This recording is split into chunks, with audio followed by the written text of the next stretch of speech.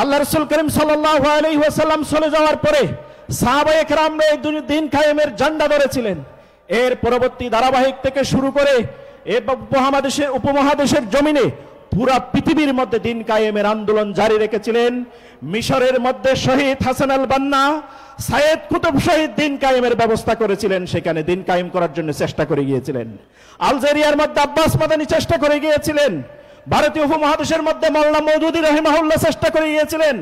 এই বাংলাদেশের জমিনের মধ্যে অধ্যাপক গোলাম আজম রহিমাহুল্লাহ চেষ্টা করে গিয়েছিলেন। আমাদের শহীদ মতিউর রহমান নিজামী চেষ্টা করে গিয়েছেন। আমাদের আলী হাসান মোহাম্মদ মুজাহিদ চেষ্টা করে গিয়েছিলেন। আমাদের আলহামদুলিল্লাহ রাব্বিল আলামিন ওয়াসসালাতু ওয়াসসালামু আলা সাইয়্যিদিল মুরসালিন ওয়া আলা আলিহি ওয়া সাহবিহি আজমাইন।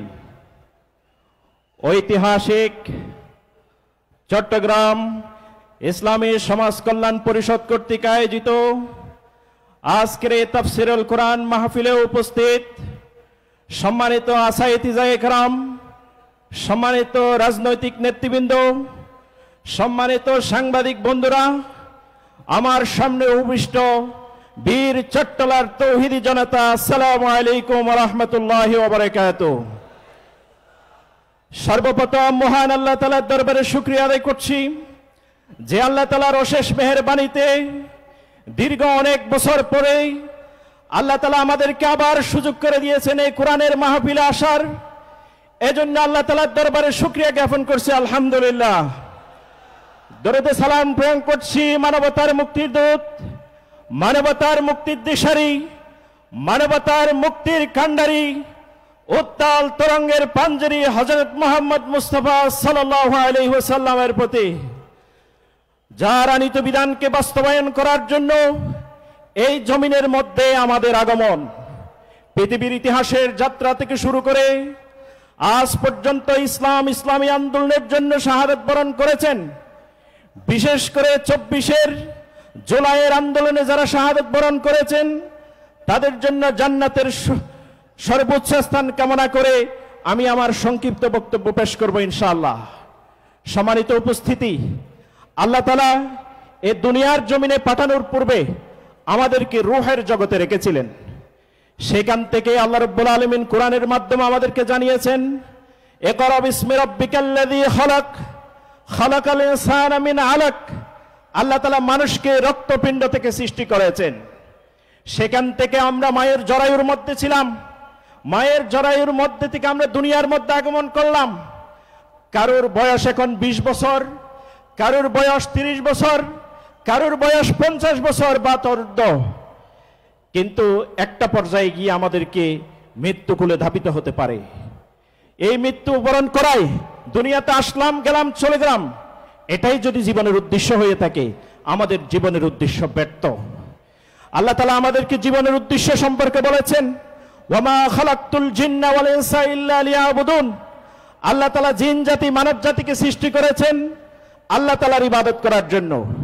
ইবাদতের অনেকগুলো ডেফিনেশন রয়েছে, ইবাদতের অনেকগুলো বিভিন্ন দিক রয়েছেন। নামাজ পড়া যেরকম ইবাদত, রোজা রাখা যেরকম ইবাদত, হজ করা যেরকম ইবাদত, ঠিক সেম আল্লাহ তাআলা বলছেন সূরা আশ-শূরার 13 নম্বর আয়াতের মধ্যে, শারা লাকুম মিনাদ দীনি মা ওয়াসা বিহি নূহা ওয়াল্লাযী আওহাইনা ইলাইকা ওয়া মা ওয়াসাইনা বিহি ইব্রাহিম ওয়া মূসা ওয়া ঈসা আন আকিমুদ্দীন ওয়া লা তাতাফাররাকু ফীহি। মূসা, ঈসা, ইব্রাহিম, নূহ সকল নবী আম্বিয়া ইকরামকে এই দুনিয়ার জমিনের মধ্যে একটা মাত্র নির্দেশনা দিয়ে পাঠিয়েছেন, জমিনের মধ্যে দিন কায়েম করার জন্য। ঠিক তেমনি ভাবে উম্মতে মুহাম্মাদীকেও একই ভাবে নির্দেশনা দিয়েছেন, তোমরা জমিনের মধ্যে দিন কায়েম করবা। দিন কায়েম জিনিসটা কি? রাসূল করিম সাল্লাল্লাহু আলাইহি ওয়াসাল্লামের আইয়ামে জাহেলিয়াতের যুগে দীর্ঘ 23 বছরের ব্যবধানে রাসূল করিম সাল্লাল্লাহু আলাইহি ওয়াসাল্লাম দিন কায়েম করে দেখিয়েছিলেন। সেই দিন কায়েমটা কেমন ছিল? রাসূল করিম সাল্লাল্লাহু আলাইহি ওয়াসাল্লামের যখন নবুয়ত প্রাপ্ত হয়েছেন, নবুয়ত প্রাপ্ত হওয়ার পূর্বে মানুষ এমন ছিল কন্যা সন্তানদেরকে জীবন্ত কবরস্থ করত। কন্যা সন্তানদেরকে গোড়ার লেজের সাথে বেঁধে এমন ভাবে টানানো হতো যে এক আইয়ামে জাহেলিয়ার বর্বর যুগ সেখানে দেখেছিলেন।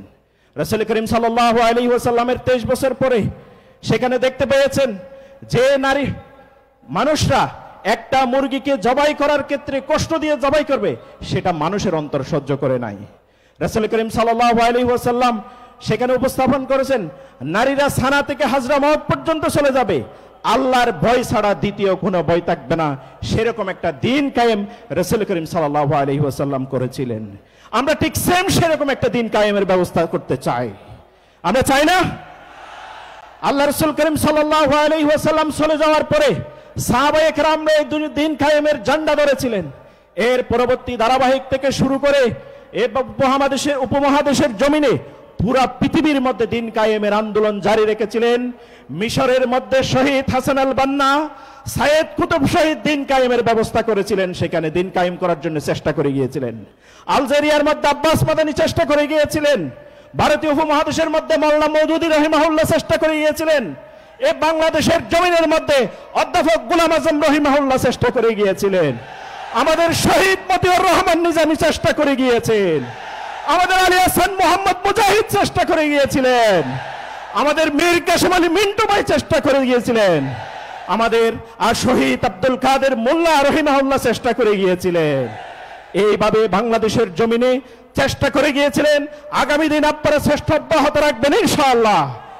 আমরা ফিলিস্তিনের মধ্যে দেখতে পেয়েছি শহীদ আহমদ ইয়াসিন ফিলিস্তিনের মধ্যে সেই ইসলামী আন্দোলন জারি রেখেছেন, যার ধারাবাহিকতা আজ পর্যন্ত চলমান রয়েছেন। সম্মানিত ভাইয়েরা, এই দিন কায়েম করে করে আল্লাহ রাব্বুল আলামিন দরবারে যদি আমরা চলে যেতে পারি, আল্লাহ রাব্বুল আলামিন যদি আমাদেরকে বলে, বান্দা দুনিয়ার জমিনের মধ্যে তুমি অনেক কষ্ট করে এসেছো, দুনিয়ার জমিনের মধ্যে অনেক দিন জেল কেটেছো, দুনিয়ার জমিনের মধ্যে তুমি বাসা বাড়িতে ঘুমাতে পারো নাই, বাঁশঝাড়ের মধ্যে ঘুমিয়েছো, ধান ক্ষেতের মধ্যে ঘুমিয়েছো, আল্লাহ রাব্বুল আলামিন সেদিন কাল কিয়ামতের ময়দানে আমাদেরকে বলবে, বান্দা তোমার জন্য ইয়াগফিরু লাকুম যুনুবাকুম ওয়া ইউদখিলুকুম জান্নাতিন তাজরি মিন তাহতিহাল আনহার, তোমাদের গুনাহগুলো সবগুলো মাফ করে দিলাম, তোমাদেরকে এমন জান্নাতে প্রবেশ করা হলো যে জান্নাতের নিচ দিয়ে নহর প্রবাহিত রয়েছে। আমরা কি চাই না সেই জান্নাত? আল্লাহ রাব্বুল আলামিন আমাদেরকে দিন কায়েমের জন্য কবুল করুক, সবাইকে বলি আমিন। সবাইকে ধন্যবাদ জানিয়ে আমি আমার বক্তব্য শেষ করছি। আল্লাহ হাফিজ। বাংলাদেশ জিন্দাবাদ, বীর ছোট্টলা জিন্দাবাদ।